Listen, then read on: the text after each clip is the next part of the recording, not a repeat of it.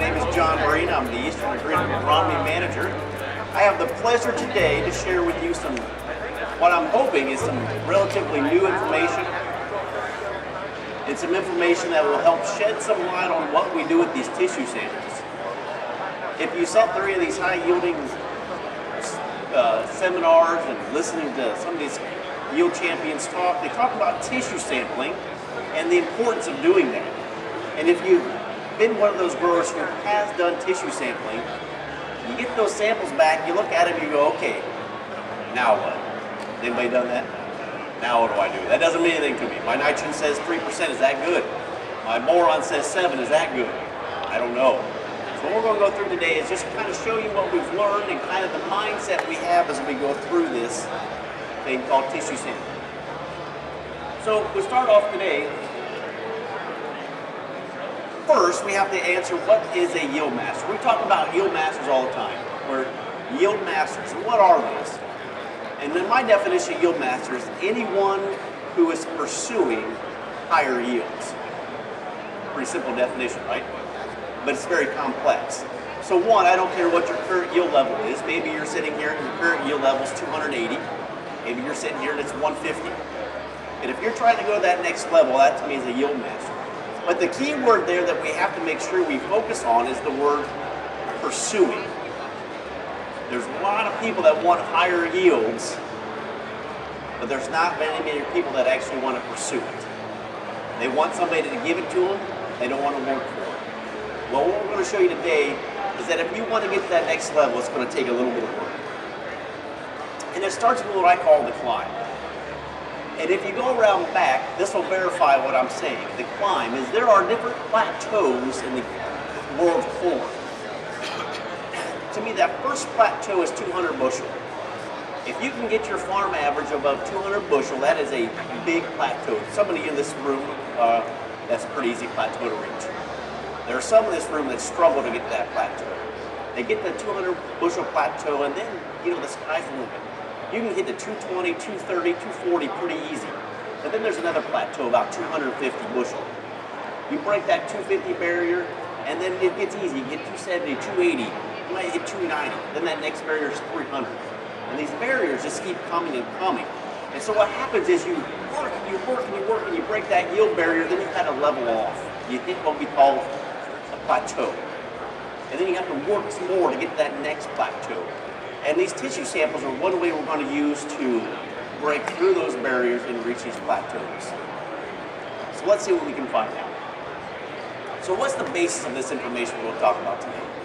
Well, it's a pretty neat sample size of what we have. AgriGold has been working for 3 years collecting tissue samples from across the entire country, from Kansas to Pennsylvania, from Minnesota all the way down to Mississippi and further. So it's a broad spectrum. We've been doing this for 3 years. So we talk a lot about genetics by environment. If this was 1 year of data, what are the chances that we would probably maybe have it skewed to this conditions? Probably pretty high. So we have 3 different years, and we have over 1,700 data points. While that may not seem a lot to you guys, that's a lot of data. And what's even more interesting is every one of those data points has a yield attached to it.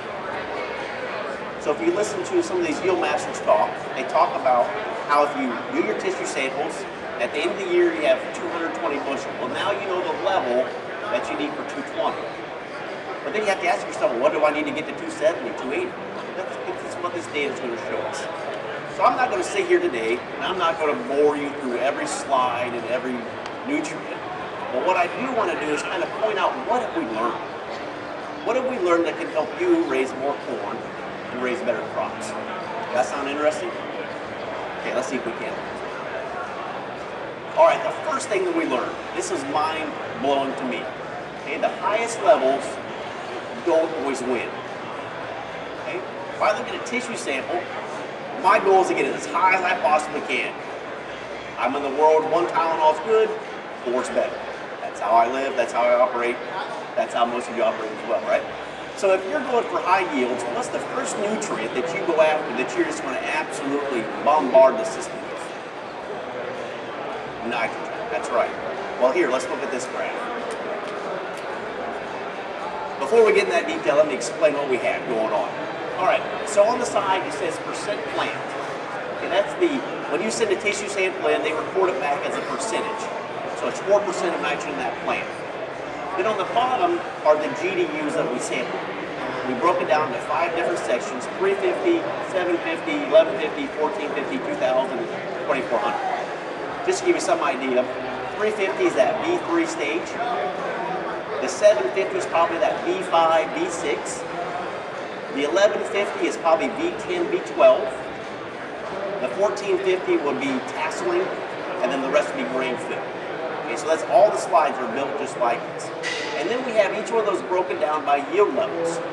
So we have 160 all the way to 300 plus. Okay, so kind of in your mind, where am I at, and to look there. Now, I would not worry so much about the exact numbers, but what you were looking for is the trends that it shows us. All right? So look at the 160, that'd be the blue line, and then look at the 300 bushel, which would be the green line. How often is the green line higher than the blue line with nitrogen?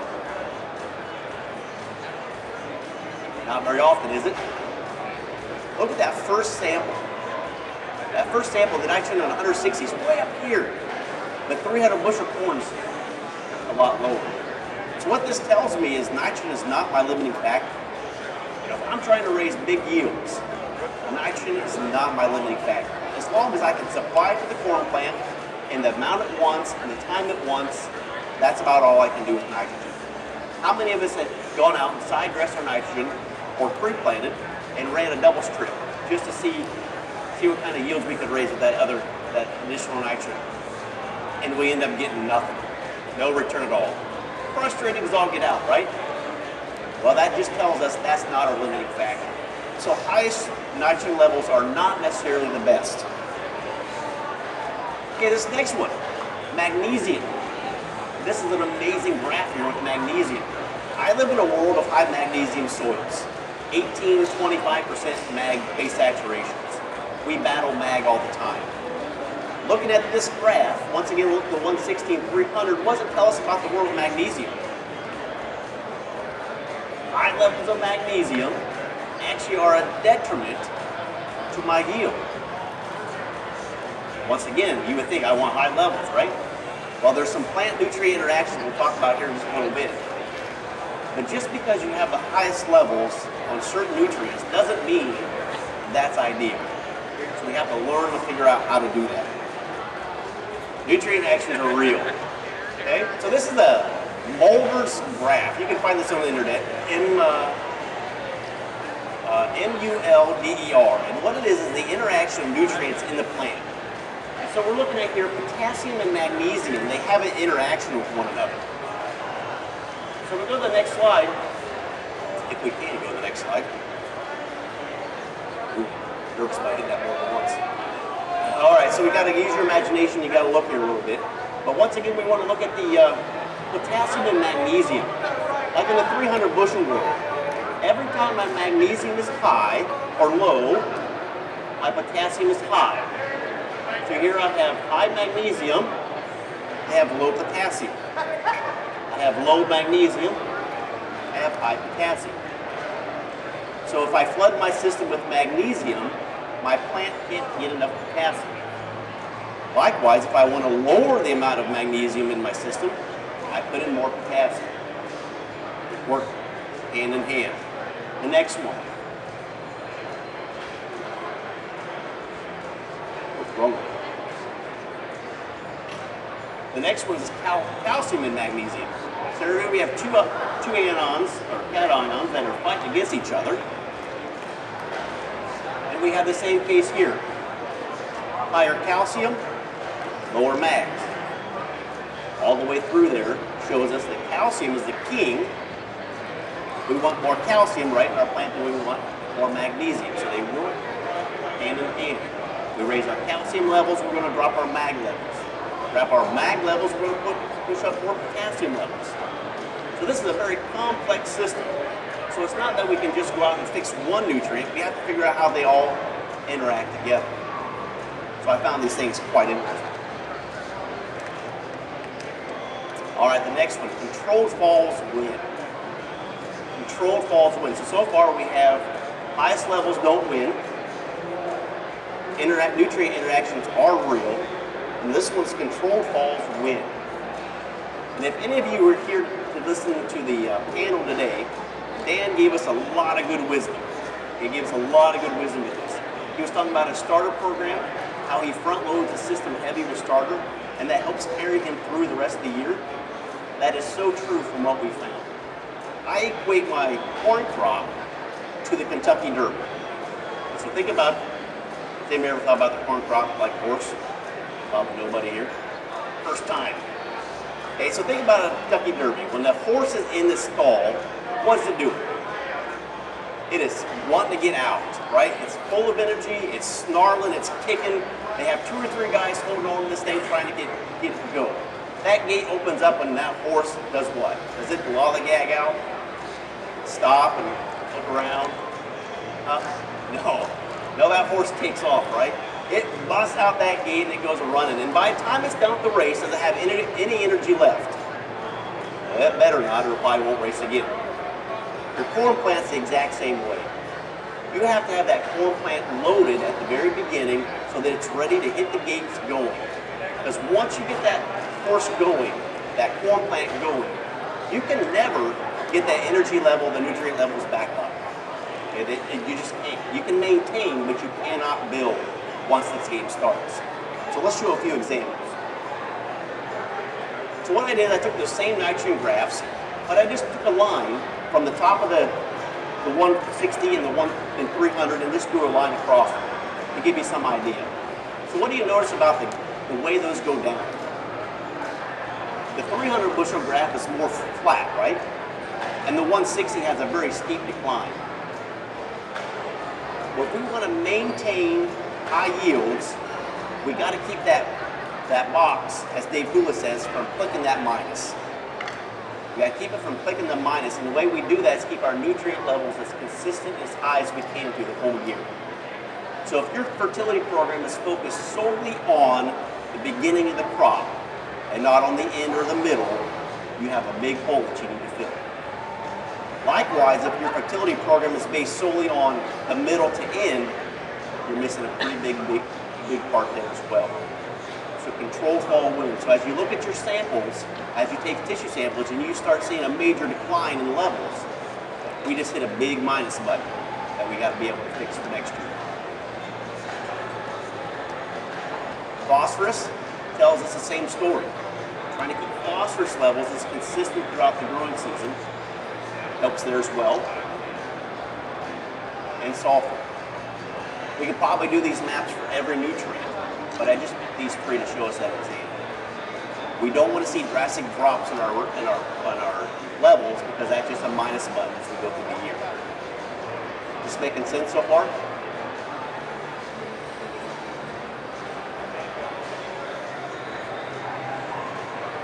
All right, the third one, or fourth one, excuse me.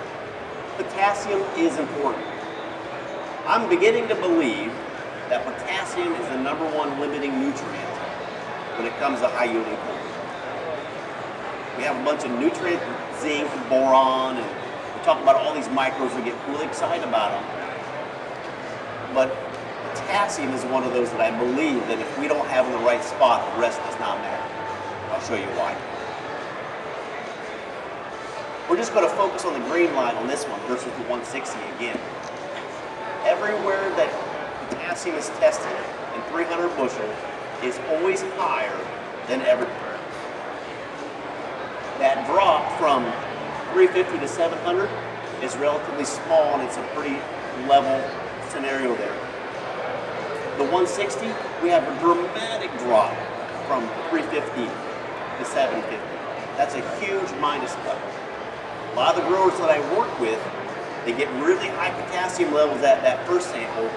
The second and third samples, boy, they just lose it. Just drops out. They can never bring that back up. We just hit a gigantic minus button that we can never get back from.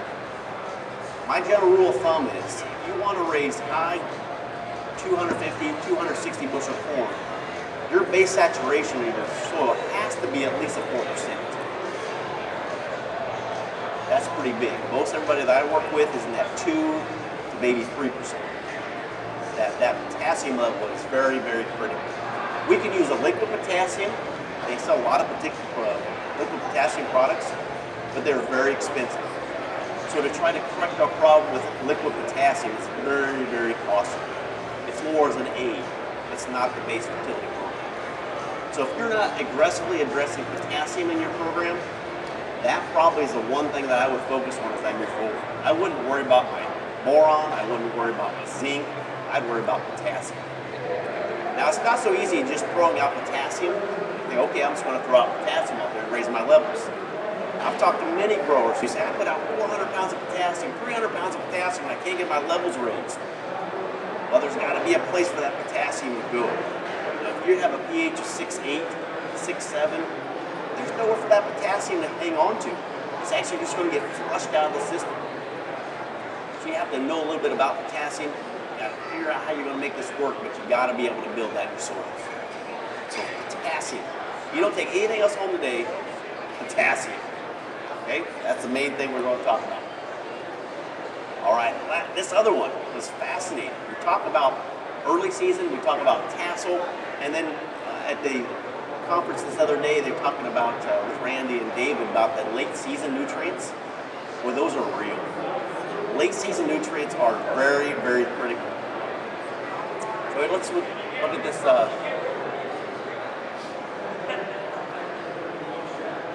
So what I did here is I just took the last sampling for a bunch of nutrients, just to drive home the point. Green line versus blue line. On majority of those nutrients, what happens to that green line versus the blue line? It is significantly higher. And we'll see this in samples through all the growing season. The levels just continue to drop and drop and drop, and then we get that last part.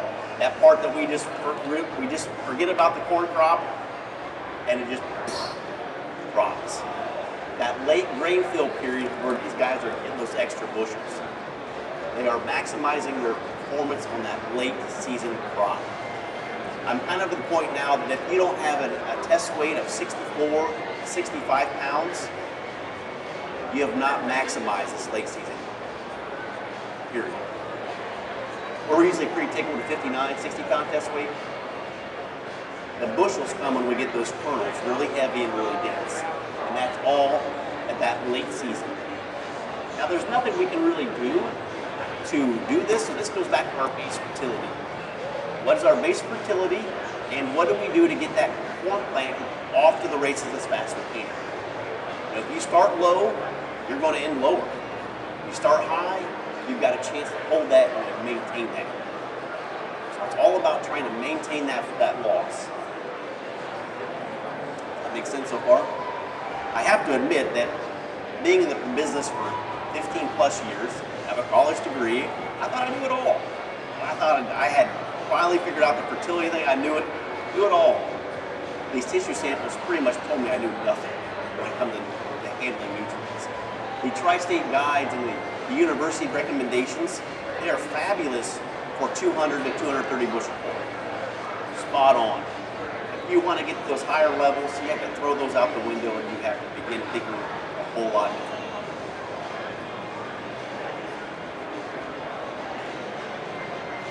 See what else we got. All right, there are two forgotten nutrients. We've already talked about one slightly, but we'll talk about the other one as well. Calcium and manganese. Has anybody applied calcium and manganese to their corn crop outside of line? Line doesn't count. To their corn crop. A couple of you? You might be the only two people I've talked to that have done this. Those are not nutrients we think about. You talk to soil fertility people and said there's plenty of calcium there, you'll never have a deficiency. Well, what's interesting about all these samples is there's never been a deficiency, even at 160. None of these are at deficient levels. But calcium is the trucker of all nutrients. If you want more nutrients in your plant, calcium's how we get it. So we go back to our slide here, and you just draw an arrow at the top of the chart. What's at the top of the chart? Calcium. It's the key to everything. So if we are low in calcium, how are we going to raise the rest of our levels?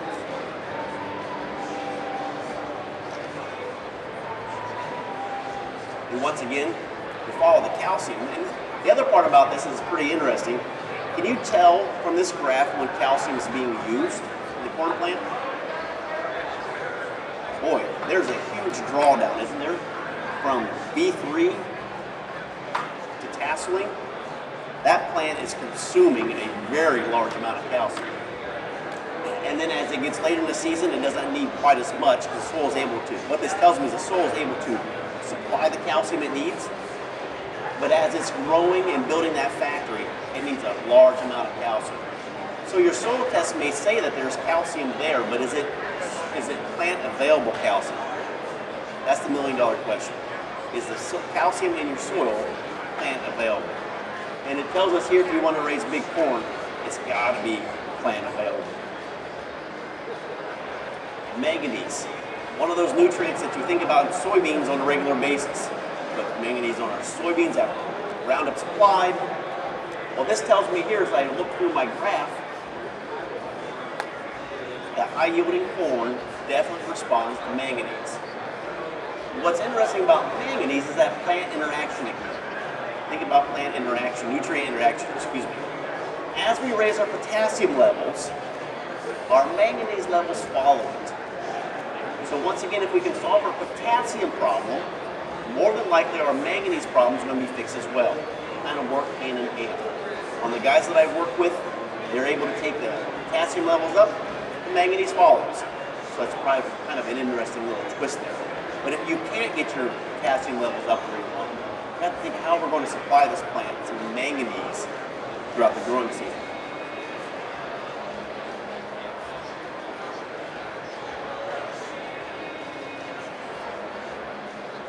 All right, so we just showed you some things some nutrient levels, some interactions, this thing's the quantum. How do growers like you utilize tissue samples? What benefit is there for tissue samples? Well, one, I hope that you saw some pretty neat interactions here. Well, let me show you how I've been using it with some of my growers. So we have the same graph we've been looking at, but what I have done is I've mapped their nutrient levels as well. So their 2017 is in red, and 2018 is in black. All right, so what does that do for a grower? What does that do for you? First of all, it allows the grower to measure where they're at compared to everybody else. Right? If you don't have, it's nice to measure. Once again, if you don't know what those levels mean, what does it do? So then it can help us, one, measure, and two, it can tell us if we're doing something different. Right? We started out in 18, the black line, higher, that tells us we were winning, right? Well, what happened right about here? We started to drop off pretty heavy. This particular grower is on some sand, and he had a lot of rain, lots and lots of rain. And he'd been tissue sampling, and he had noticed that his nitrogen levels were dropping ever so slightly. But he was getting concerned because they dropped below his level where they were last year. Big red flag went off. What do I do now? Well, he went out and he took some soil probes and did the pre-side dress nitrogen test, and he sampled all the way down to 24 inches. And what he found was all of his nitrogen, I repeat the word, all of his nitrogen was down below 24 inches.